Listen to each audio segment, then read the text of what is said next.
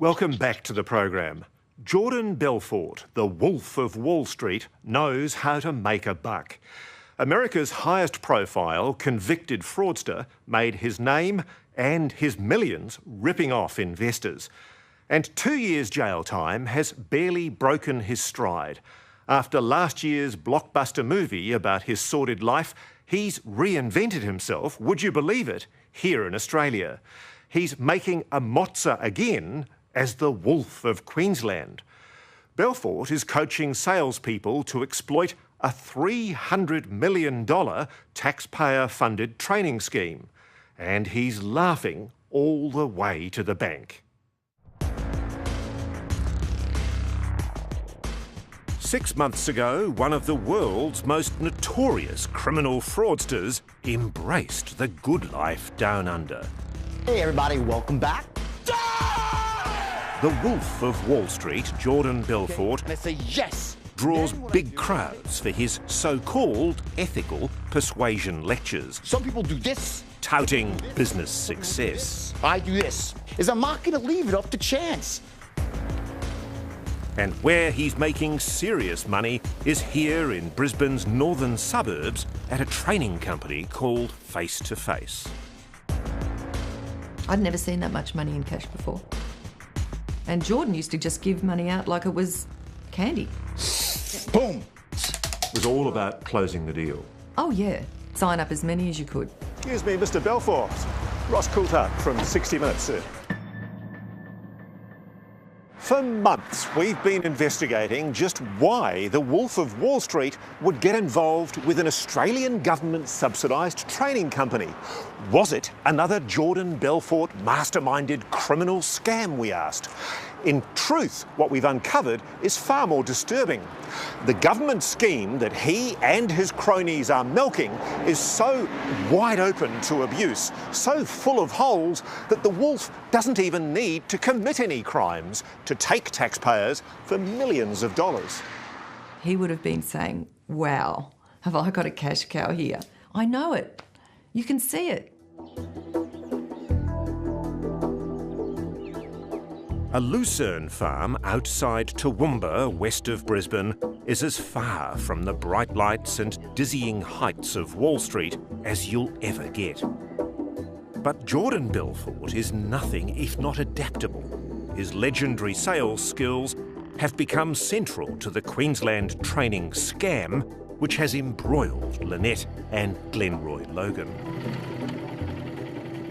When the salespeople from face-to-face training came along and told you you need a Certificate 3 in rural operations, what did you say?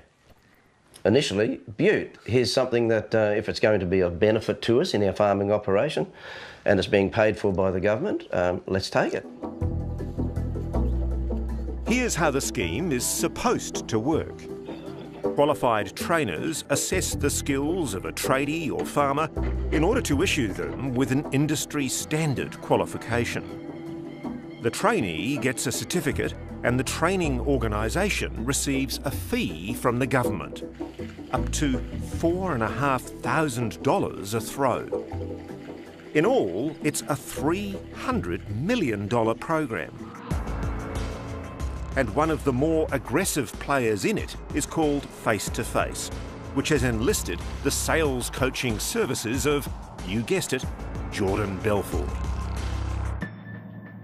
We were certainly taught to high pressure people. There's no two ways about it. I mean, this is the impression that they give. There is so much money to be made, so much money to be taken from, and it's there, it's available. Donna Headley was a salesperson for Face to Face, and she was coached by Jordan Belfort. Her job was to sell the training packages, as many as possible. And she says Belfort had a peculiar sales ritual. Well, he gave us this little thing, he called it a boom boom stick. So you get a sale, you take off the lid, you put it up to your nostril, and you just go, ah, that's great. I go. Each salesperson was given their own boom boom stick, but Jordan had his special one. My brain, boom. I'm back Were you told anything that was inside the boom boom stick? Well, Did you know what the contents initially it were? was just a scent. But he then went on many times to talk about what he put in his boom boom stick, which was cocaine. So he was telling you that he was snorting cocaine? Absolutely. And the girls and the guys that were there idolise him. So it's, oh yeah, and how funny's that? And we'd sit there and think, this is just, I feel like I'm on another planet. To make money, face-to-face needed numbers. It meant there was pressure on the sales staff and pressure on the trainers. What sort of things did they tell you would happen? Well, they told us that they were going to watch us on the farm doing different things, so we expected at least someone to be watching or questioning us to our knowledge. But in truth, Lynette, Glenroy and their son were certified for 16 separate skills in less than an hour around their kitchen table, a process known as tick and flick. Well, tick and flick is when the trainer goes onto site and just stands there and speaks to him and goes, yep, and whatever the person says is marked off as legitimate. And then it's thank you, goodbye. And that person receives a qualification. So they're not really getting proper training? No, they're not even getting training. There's no training involved. It's just called training. Anyway, they're looking good. For an hour's work, face-to-face picked up nearly $14,000. Last financial year, they received $18 million of taxpayers' money. What do you think it was all about? It was about money. A scam, probably. Yes. It was about them getting money quickly, easily, without a lot of effort. Dave Blake has been building fences and landscaping gardens for 24 years. When a trainer from Face to Face assessed him earlier this year, he was also given the tick and flick treatment. What should they have done with you when they came out and checked your competencies? Well, they should be coming to sites and actually physically seeing us complete those tasks, or have a competent person teach us what we don't know. We sat around a picnic table. We didn't move from it. But it gets worse, much worse. One of the skills the trainer certified Dave as being competent in was that he could drive an excavator, including an excavator as huge as this one. It's all yours. Show us what you can do. Well, Ross, I've never been in one. You've never been in one? I've never been in one. I haven't never even sat in the seat. So Dave, just have a look at this monster. This is a 30-tonne excavator. Yes. Do you know how to turn it on? I have no idea. Do you know where the brake is? No. It's funny, but it's also incredibly dangerous, isn't it? It's life-threatening. Is it your fear that there are people who've supposedly been trained to do jobs that are potentially quite dangerous, Absolutely. That's my biggest fear. who haven't been properly trained Absolutely. That's my biggest fear. at all? While the training is incompetent at best and negligent at worst, it's how they sign up clients where the fraud lies. The government requires trainees to make a financial contribution towards their own qualification. You're supposed to pay a nominal fee of $20 or $40, depending on whether you're a concession or not. And why would the state government insist that a student paid that fee? I think it's because they'd say, well, they're putting some value on it then. They're actually saying, yes, we value this. In this case, the student's warranted that he's paid $40. That's right. But had he really? No.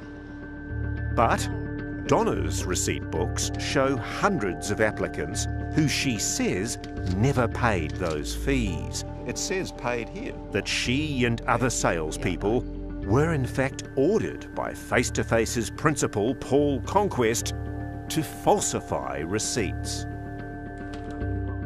It was in their vested interest to get that receipt to say that the student had paid something. So they then submitted all of that documentation, including the receipt, to the government to actually obtain their funding for the course. So you told them, don't worry, you don't have to pay this at all. We're just making this representation on the tax invoice. That's right. And you were supported in doing that quite fraudulent thing Told to do it. by Paul Conquest, Yep. the boss of Face to Face. Yes. You're 100% sure about Yep. that? No doubt. No doubt. Face to Face tells the government that you have paid a $40 fee. You're quite sure you haven't? I'm very sure I haven't. We were told that there was a $40 application fee to be paid, but they were going to pay it, so that was fine. We've made repeated requests for interviews with Paul Conquest and Jordan Belfort, but the only response from Face to Face has been the threat of a court injunction trying to stop our story. Excuse me, Mr. Belfort. Ross Coulthart from 60 Minutes, sir. I'm just wondering whether we could do an interview with you. I gotta call my publicist, okay? Well, we already have, and we've been told that you're not responding. We want to talk to you about the allegations that staff are making about your company. Just last week, the Queensland government announced that funding to Face had been suspended because of concerns about the quality of its training outcomes. Clearly doesn't want to talk to us. But that hasn't put a stop to Jordan Belfort and Paul Conquest. The same salespeople are now working under the names Environment Training Australia and Better Choice Training. And the Wolf of Wall Street is showing no signs of leaving his den. You've got to ask, though, what is a convicted American swindler, fraudster, doing a high-pressure sales marketing campaign with roomfuls of salespeople to try and sell government privatised training scheme money? Well, it's obvious. The more money that they get, the richer everyone's going to get. Queensland's Minister for Training, Yvette Duff, who's also the Attorney General, declined our request for an interview.